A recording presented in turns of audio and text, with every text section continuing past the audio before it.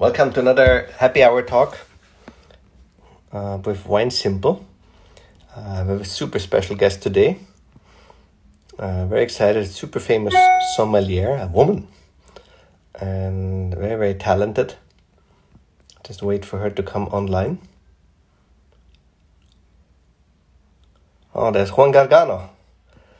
First Argentine, soon we add another one. Let's see if we get her.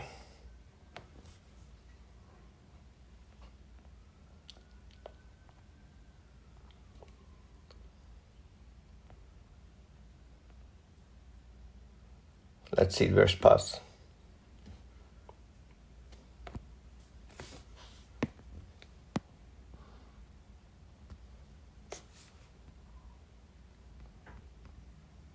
No, let me see. I just spoke with her. She's very good. This should be a super interesting talk.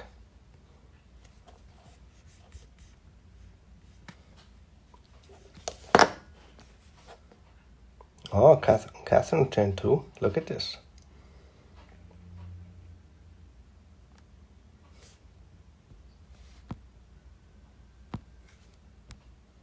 Let me invite her in a different way. We're getting good at this now, finally.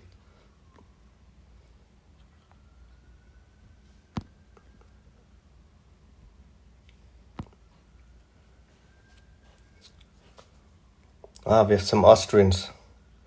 Excellent. Let me see where she is.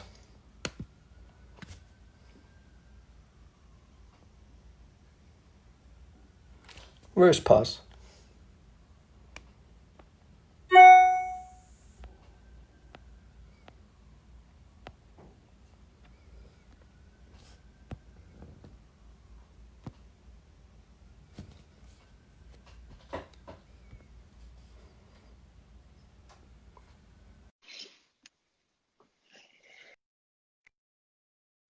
Just waiting her to connect, and then we get started our live talk. Hola, ¿qué tal? Hola. How are you? Very good. Very good. I'm good. So I'm very excited to have you. We have tons of questions. We have half of my team already on here, who is obviously super excited to see you. We all need a bad haircut, but hopefully we're gonna get to this soon. I cut it myself. You cut it yourself? Yeah. Oh yeah. That's a dangerous business I don't want to go into. You're drinking. What are you drinking? I'm drinking to start just apéro, a little beer of Parisian. You know, a beer from Ile-de-France. Yeah. So just to refresh palate, because today is like 27 degrees Celsius, so it's very warm outside. 27. That's about in the good 90s in. Yeah. It's That's so hot. Summer is here nearly, and you know, as the vines go fast in the vineyard, also it's in the city is super hot. So beer is good to start. So I have to introduce you. Obviously, you're Paz. You're from Argentina, as you can hear, with a little Spanish accent. My German accent and your Spanish accent. But you're a wine director of 3 Michelin star restaurants, or multiple meanwhile, no? Yes. There is a. So I work with Anne-Sophie Pic, and Anne-Sophie Pic is a chef. Is the only woman that in France she has a restaurant with 3 stars Michelin. And also, what is very interesting of the group is that I oversee everything about beverage, from 3 stars, 2 stars, 1 star, brasserie, daily. So we are in all the levels in the restaurant business. So that is super interesting, because my job is to think about the different customers, very different customers, and not only 3 stars. So that is one of the things that I love most, because always in my career was a little bit like this, in the sense that teaching for sommeliers, for example, or being in the floor, it was speaking with people, of people that loves wine, people that collectors, all the levels. So really, it's like talking to all the levels of people that loves wine or more, or more people into wine. So it's and from no alcohol as well program to alcohol. So Hmm. everything. Oh, there is a lot of friends coming. Huh? Yeah, yeah, yeah. Pepe from Peru. He makes a Yeah, very good wine as well. yeah. And pisco. So, this might be a silly question. How big is the difference? What do customers ask in difference from three to one Michelin star? And Three. how do you feel, kind of, what is your philosophy there? Yes, three stars is a program that is quite complex, and we develop a lot of rituals in the table for the customer. So it's true that it's the only restaurant, for example, that we prepare a cocktail in front of the client in a menu. We do a lot of preparations. And there is also Jan Konecki, which I work with in London. Hello, Jan. And but yes, customer, it depends also on the country. It's not the same London than Singapore than Paris, for example, for one star. In one star, our wine lists are a little bit shorter, but also we are also more open as well. So our client is more open for experience different kind of wines. Yes, in the three stars we have a client more with the expectation about the big wine list and more classic wines from the Rhone Valley.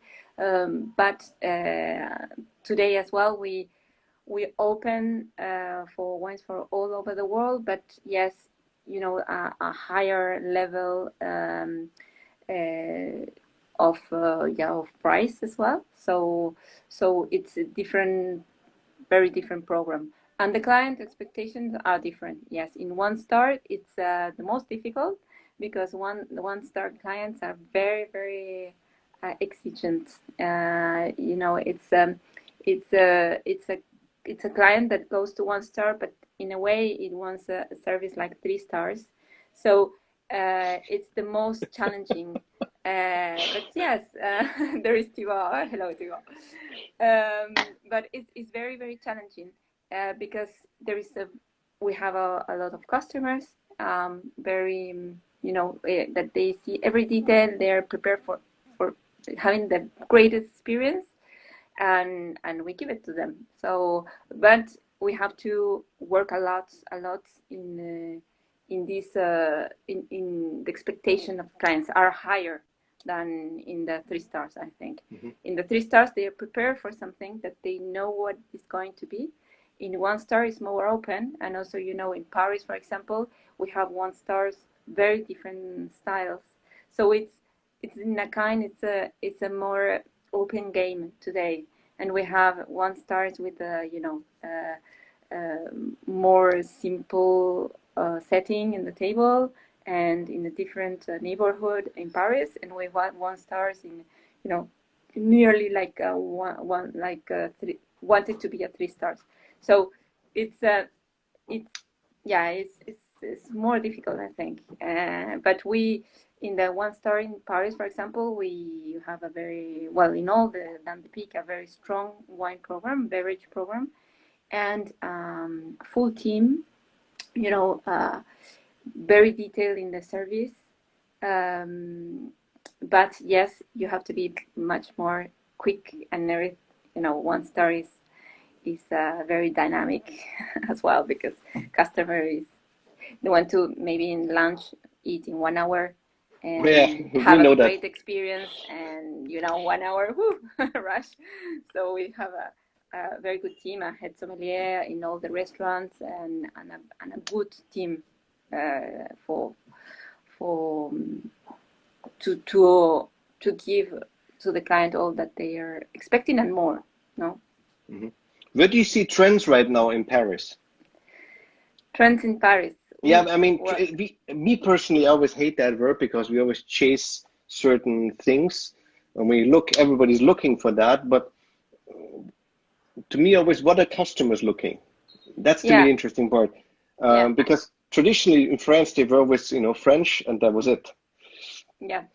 No, I think it's in well, before all this crisis, I think that there is, when I came to Paris, it was, I saw a scene like more divided, like haute gastronomy and and more bistro, and more divided in the city, like rive gauche, rive droite, and yeah, the wine programs as well, very different ones from the others.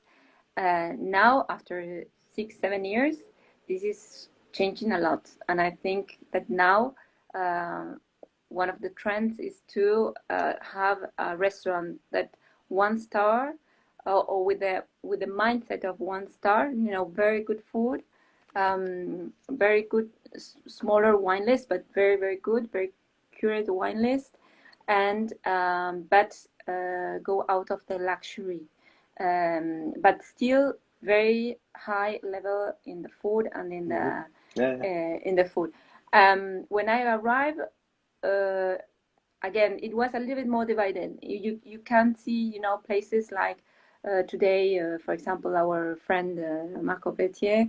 This is quite new, because it's a bistro, but very good wine list, like in 3 stars, and you have a more the contracted service, wine service, but very precise wine service, but much more simple, I can say. So I'm seeing more and more restaurants like this, like very good service, people that worked before in 3 stars, but they don't want more to work in 3 stars, so they have all the practice, they are ready for everything, but maybe they're in jeans, and so I think the New York is a model as well for some people in wine people in Paris, and we look to New York like with very good eyes, in this kind of being serious but not too serious in the in the service. So I think, yes, that there is a big trend. I mean, in doing a super good restaurant, like 1 star, but with a more relaxed service. Yeah. Now you brought him up, obviously. I prepared for you, obviously, Yeah, Galouche. fantastic. Very good wine. It's very unique, Yes, yes, in totally. many ways, and so is he. Yes, yes. And Um, once I served it blind to served it blind to Marco. really? How did that end up? He said Clos Rougeat. Oh, It's good. Very good. No, we were in a dinner, and friends of Marco is served blind, and yeah, it was fantastic bottle in Canada, in Montreal. That's So fun. yeah, So, it's very good wine. so you obviously originally from Argentina. Yeah, originally from Argentina, and well, I saw your pictures with a big smile of Patagonia, because I'm from Patagonia. So, Oh, and I am very Patagonian. I live in um, Paris, but I'm very serious about Patagonia, yeah. Why is that? because I lived as well in Buenos Aires. I spent all my life in Patagonia, born and raised Patagonian, 100%, nothing, 100%. And at 18 years, I left and I go to Buenos Aires to study. And 150,000 people living in Bariloche, in my hometown, and going to Buenos Aires, nearly 50 million in all Buenos Aires. So big difference of a way of life. So I left Patagonia, went to Buenos Aires, and I stayed in Buenos Aires 13 years. And in these 13 years, well, I developed all my career in the wine business. But more I spent in Buenos Aires, more I'm from Patagonia. I always had this relation with the big city, like with a little bit of tension, because big city gave me the work and gave me all my experience. But at the same time, I was like, oh my God, I don't want that my kids, for example, live in Buenos Aires. So it's a love-hate relation with big cities. I love Buenos Aires, but I don't know if I can go back to live there. Me personally, I love Buenos Aires. I know it's out of the way. But it's Uh, fantastic for being tourist. It's fantastic. But to live is quite a nightmare. well, yeah, I discovered many interesting things. The way how business is done there, it's quite some fascinating part. I talked with a common friend, Aldo Graziani, who has obviously a great wine bar in Buenos Aires, or Yes. two actually great wine bars. And we talked about, even with his wife, with Café Birkin, Yeah. how you do business with white money and black money, and how Yeah. this is. I said, what? Exactly. If you do this if you do this in the United States, you go to jail. That's no question. No, for sure. But It's very tough to live in Buenos Aires. It's yeah, very tough. but it's But it's just amazing fascinating. city. It's It's amazing city. amazing, and the I people are amazing, and the way how everything it's dysfunctional and functional at the same time. It doesn't make any sense. But yeah. to your point of Patagonia, I completely see that because I've traveled. Now this was I was there in February before the world came to And its to its halt. Um, we went down there and we spent. I've been up in north, I've been up in Salta, Colomel, La Rioja, San Juan, up in Iguazu, but always dreamt of really going down to the south. yeah. And everyone I talked to, everybody was just raving how amazing it is. Yeah. Wine-wise, maybe not so much, but the nature itself is just breathtaking. And I could see why people are so fascinated about it because it's such an untouched, pure world. Exactly. Exactly. And also, the distance, maybe well, United States also is very, very, big distance, but in Patagonia as well, and it's very, isolated. There is no people there. So I personally, I was always this contrast between Buenos Aires and Patagonia because we are very different. I mean, we born and we live in a place that is so different. With this I wasn't like in my image. It wasn't the tango and and the city. So when I saw films, maybe I don't find myself there because I'm not from the big city. And in Bariloche, like 2 hour and a half plane south, you have the mountains, snow, so you have the chocolate, you have everything like more like European. But it's true that it's very, in a way, hostile, like very cold, and we have a very long winters. So we are very different. And in Patagonia, I love, the suns, not seeing anybody. Sometimes you don't have, you want to, you don't have a phone to travel to Chaltén or to the south. You are in the car and maybe there is nobody to help you if something happens. So it's really, really, it's a lonely part of the country, but so beautiful. And that's, well, that can explain why I feel so happy and so grateful for my parents to raise me in this land. Yeah. Now, obviously, one of the visits we've done was also to go to see Piero at Bodega Chacra. Yes. And I mean, that's a destination, huh? Flying from New York to Buenos Aires, you change to another airport. That's another hour, depending on the traffic. And Yeah. then you fly another hour and a half, I think an hour and a half, 2 hours to go to Yeah. Noken. And Yeah. then there's one road. And 1 hour. if Oh, there's 1 hour and trucks, a half. no, an hour and a half, 2 hours, right? And There is Bodega Canale, look. yeah, That Bodega Canale is is here. Hello, and they're from Patagonia, so I've they tasted their wines when understand. I was the first time down in 2010. Yeah. So, and it's quite, I mean, it's a destination, but when you come then, when we came to Chakra, it was just interesting to see what kind of his own universe he created there. Yeah. And you see a lot. I mean, look, we both travel a good amount. You see a lot, but literally closing the circle. Really, Yes, it's from the totally. chickens, and it ends up in the bee wax on top of the bottle. Uh, it's just you have been there, right?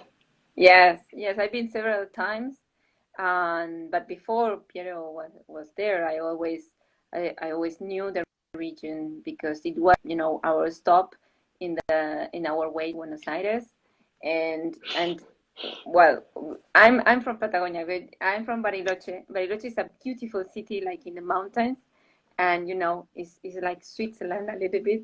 So so we were laughing about people of General Roca, of the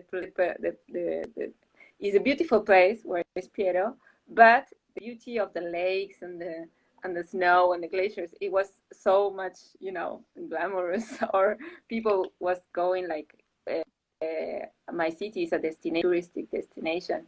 We suffer that as well because there's a lot of tourists, but it's a beauty that you can, it's you can discuss about the beauty. And when it's where is Piero for us was like a city in the middle of Patagonia, like, it's windy, a lot of dust, very hot, very warm, but It's Piero desert. recreates is a desert, but Piero recreates like a place that is magical, and it's a place that you can relax.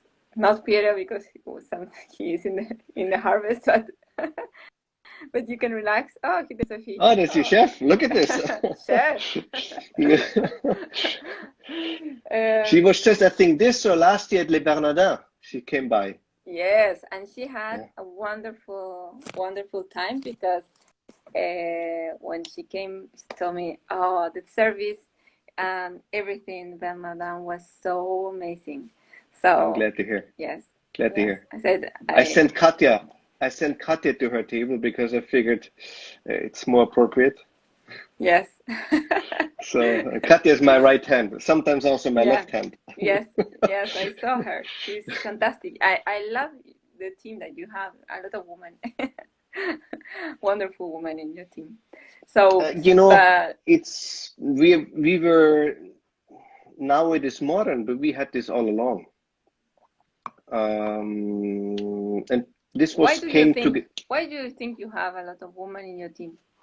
well, I mean, in the beginning, this was when I started Le Bernardin in 2007. I mean, now we talk about diversity. Back in the day, nobody talked about diversity. Mm-hmm. And I wanted to have good people.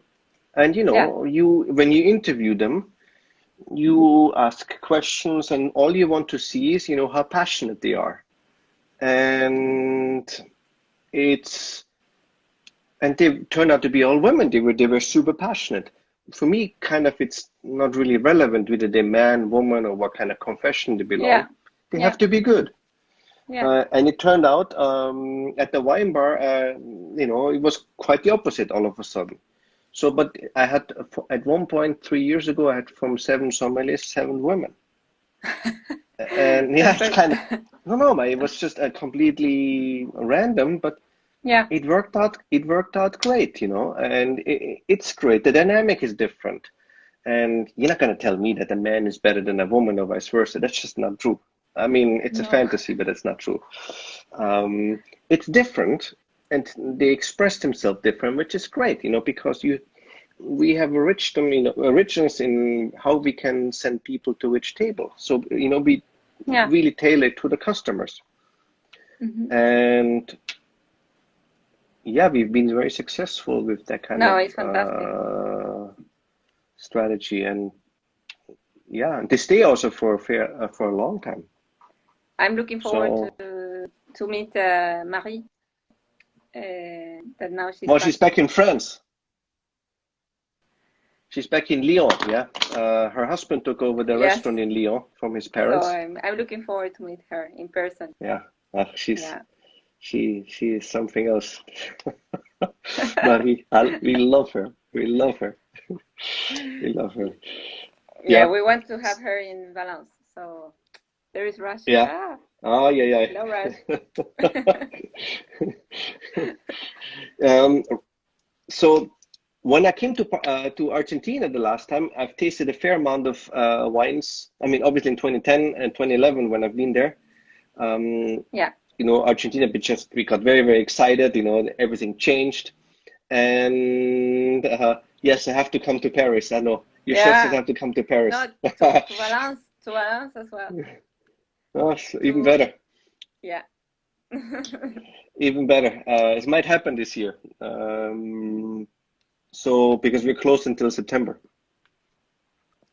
I saw in Argentina a lot of the industry changed. Yeah. Super exciting. I noticed, you know, even producers. Valence, you say? You know? Yeah, you have to. So a lot of changed. I see a lot of producers focus on Spanish producers a little bit. I saw the, Yes. you know, producers play with floor. All of a sudden, you get much more finessed wines. Freshness is a big thing. Yeah. And It's great what is happening. But yes, I think also a change in the in the generation. But if you think about Argentina, winemakers like 15 years ago or 20, they were thinking about Bordeaux. So the style was Bordeaux.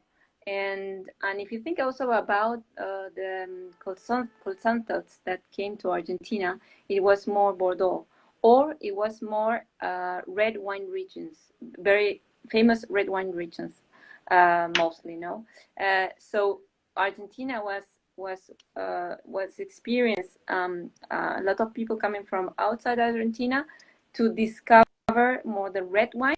Yes, for example, if you think about Michel Rolland, he is a very red wine producer and more Bordeaux. So then you have Paul Hobbs. Paul Hobbs, he makes also Chardonnay, but also he is like more, in California Napa wines. You have as well Roberto Cipresso, Brunello di Montalcino. So it's red wine. So that's to explain that today we are looking totally different to totally different regions. And now, for example, I'm sure you taste a lot of very good white wines. And when you taste white wines in Argentina, this is new, but this is because it has been a big change. And winemakers today had traveled to different regions. They have traveled, well, mostly to Spain because, well, Spanish is very close to us and the culture as well. But also for familiar reasons. For example, the Michelinis some of the Michelinis lived in Spain, and so for different reasons. I think the style that the one of the things that helped to change the style and to open the mind of the winemakers was journalists. And journalists, I'm thinking about Patricio Tapia. I'm sure you know him, but yeah. he made us. I remember because I was there like in 2010-9. When the change was starting. He made us taste a lot of wines from outside Argentina, and a lot of Burgundy wine, but also Vangin wines with Voile, biological aging and everything. So I think he was a very important person to make the change, and then our also relation with winemakers and sommeliers that got stronger because sommelier now in Argentina is had become a profession. It was started in '99, so it took some years, but I think from 2005 beyond, the relations between sommeliers and winemakers was more stronger, and that, I think, that helped a lot to make the change and to make that. I remember when I started in 2003, the winemaker of a winery always was with his wine. No, he always tastes his wine, and I said, but how he can live, winemaker tasting only his wines? It's boring, It's like he will never change styles or so. And now you go to the house or to have dinner with Sebastian Sucre or the new generation, and they have wines from all over the world. You taste their wines maybe in the winery, and when you have to have a good time or to understand what their vision, they show you other wines. And this was a change, I think, more from 2012 and on.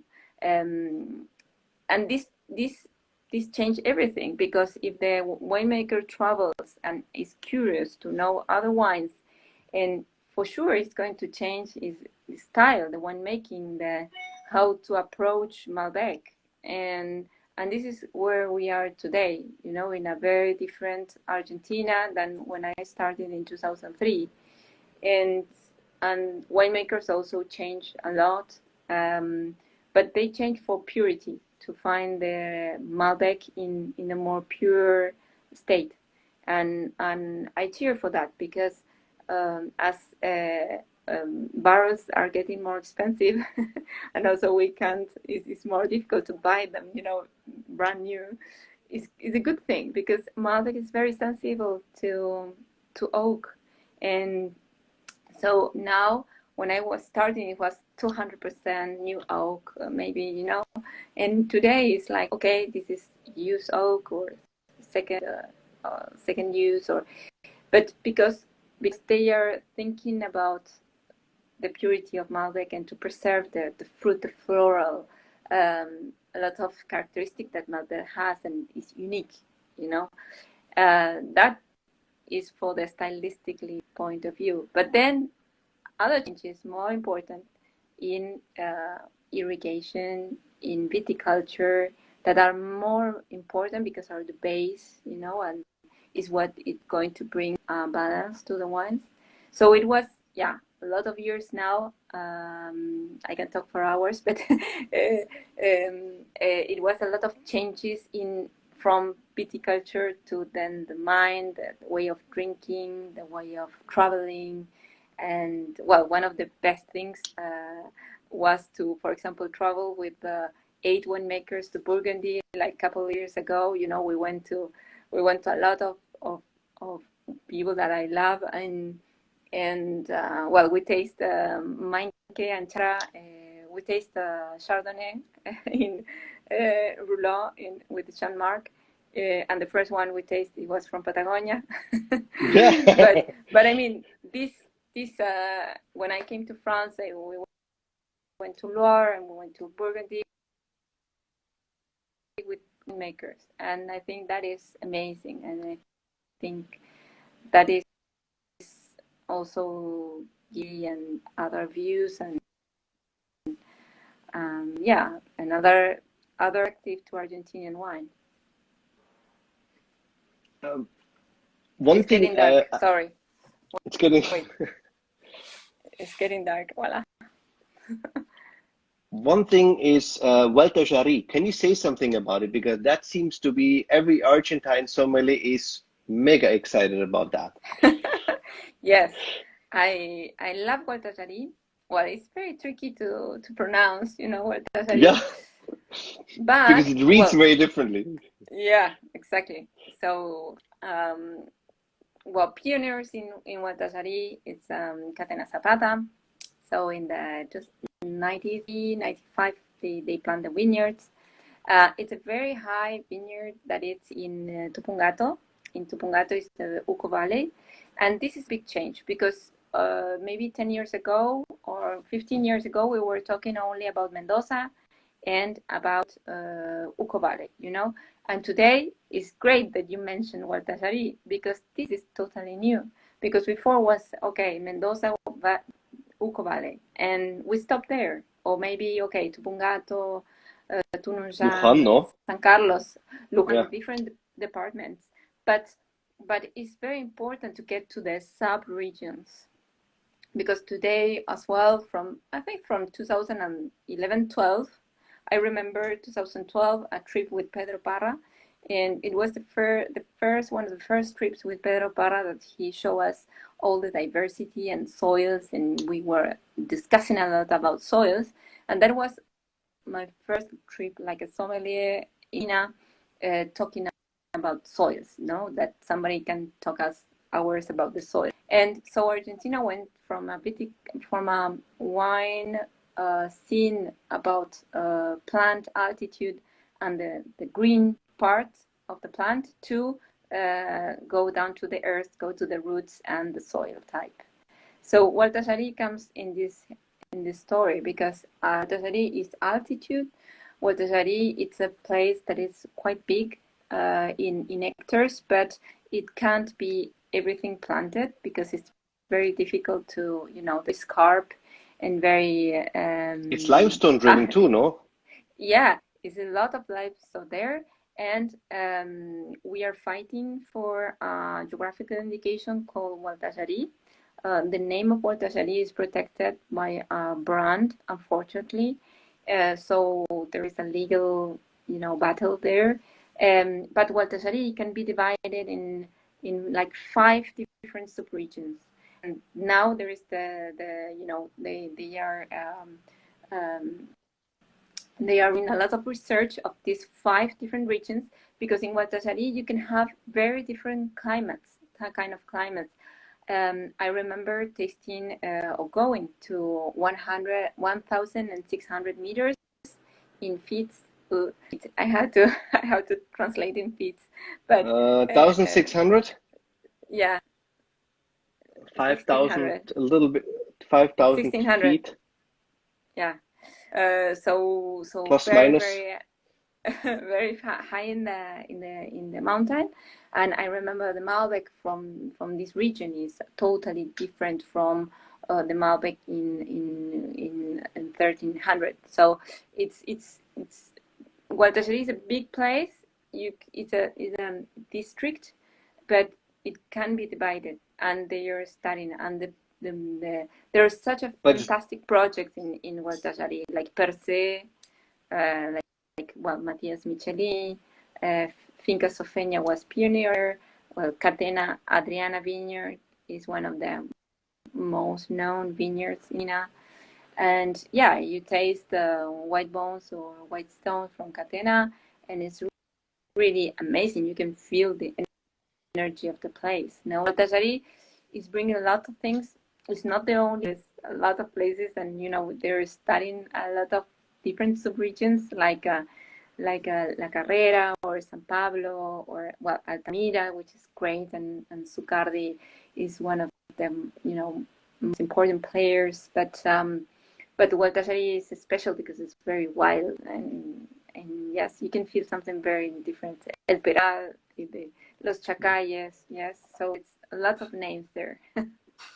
So, but it's not as high as Salta, no? Yeah, well, the places that are higher, like 1,600, yes. In Cafayate is Cafayate, yeah, 1,600 meters till 3,300 meters. In Jujuy as well. But yes, you can get to an altitude very, very, very, very high, and then you can keep on going up in the mountain from La Carrera to 1,900 meters to Uspallata 2,200. You can go to the mountain. The mountain, we have mountains. So and what is good to talk about that Sebastián Zucardi, for example, and Pancho from Carasur. I don't know if you taste Carasur, which is fantastic wines in San Juan. They talk about wines from the mountain. And it's true, because maybe when you see photos, you see that everything is flat, no? But you are in very high in the mountain. So it's flat, but it's altitude. So it's mountain-like wine, you know?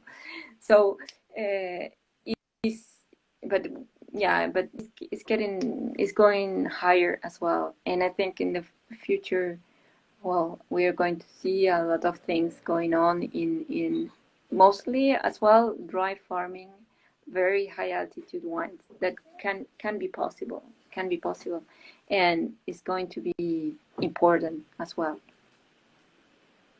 So I know this might be a provocative question, but I know Argentines claim to be in the right side of the Andes. Chile seems to undergo quite a renaissance in winemaking as well, no? Chile, fantastic moment for Chile, yes, for sure. And Chile in the way of communicating is a little bit more, is better than we are communicating. I think that's why I said I'm be careful. No.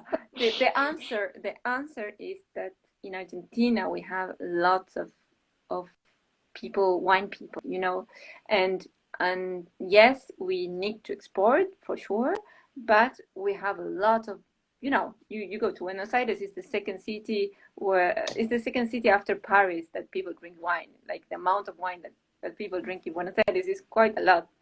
So significant, yeah. So I think it's because we need it, but we don't need as much as Chile to sell wine outside. So in communication wise, we are not the best communicating wine, what we are doing. So that's why that is a little bit also, or what I like to be my job, you know, to help communicating what is happening, because it's true that sometimes there is so much happening that is super difficult to explain everything, you know, and to show the wines and the people, and because we have a big market in Argentina, and are maybe expect to pay more in Argentina than outside, because we as Argentina we born with inflation and prices that go up, and we pay.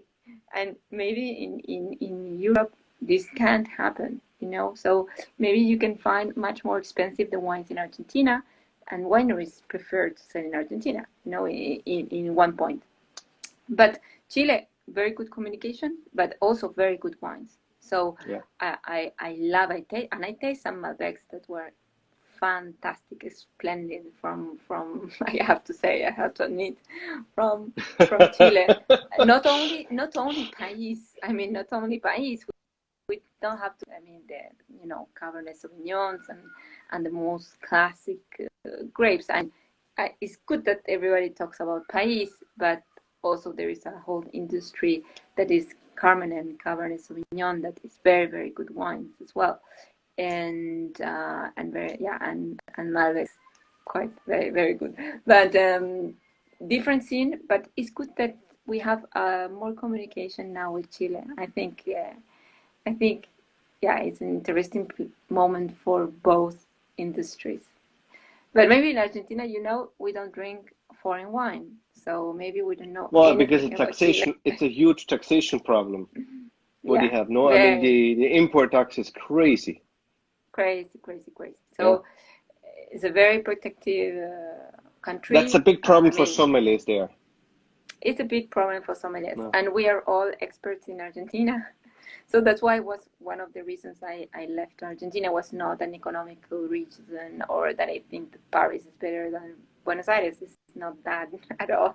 It's more than because of the wine, you know, the wine and how you limit it. Can get exposed to wines from the world. Exactly. You're very, very but in France, when I arrived, it was crazy. It was very limited as well, because if you want to have, I don't know, different producers of Austria, maybe you have the main producers but not the smaller ones, and maybe there is no huge interest in selling those wines. So you have to really, I mean, after 7 years now, I I can say that it has changed a lot in Paris. But when I arrive, I say, "Oops, another country that is another country that is close to the wine." So, I mean, That's the if I was like thinking more, like more cold, I was not going to come to France. I mean, wine wise, because England, London is much better, or New York for sure. Was the passion was the literature, the language, everything, the wine for sure. But I mean, for somebody is much more restricted than London, for example. well, everything in life makes sense. Might not make sense right from the get-go, but it will come together eventually. Thank you so Exactly. much. I want to be careful with your time because I know it's already 9:45 in Europe. Yeah. So thank you so much I for didn't your get to the time. wine, but I have it here for dinner. You have it here? Excellent. Thank you so much, huh? Thank you, And Aldo. hope to see you soon and stay safe, huh? Bye. Yes, thank you.